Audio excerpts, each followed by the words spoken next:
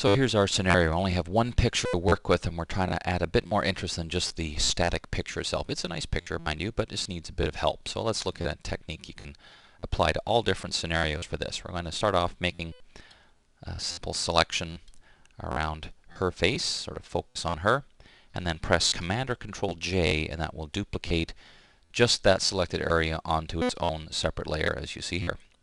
So then we simply add a drop shadow, and you can't see the gigantic layer style dialog box open.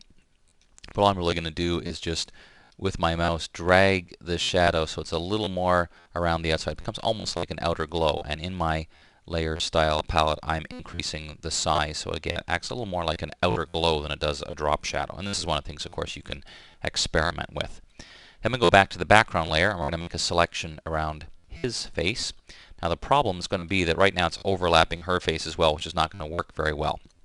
So I'm going to go to the Transform Selection command. This allows me to rotate my selection, and then I can move it so basically I'm not actually cutting into her face at all. Press Enter, and then at this point we go back to my background layer and do the same thing. Press Command or Control J to duplicate the background layer, and now I can simply drag my drop shadow from this layer onto my new layer, so it'll have the same drop shadow.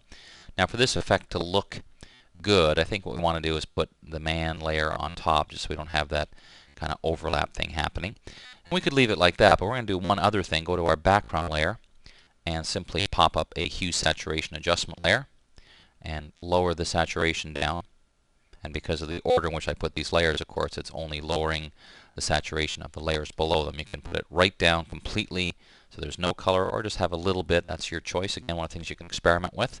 Click OK, and then we simply have to add a little bit of text, and we get a pretty interesting way to take a picture and really focus attention on something just by using a couple of layers, some layer effects, and a hue saturation adjustment layer. Try it out for yourself, experiment. I think you'll like this effect.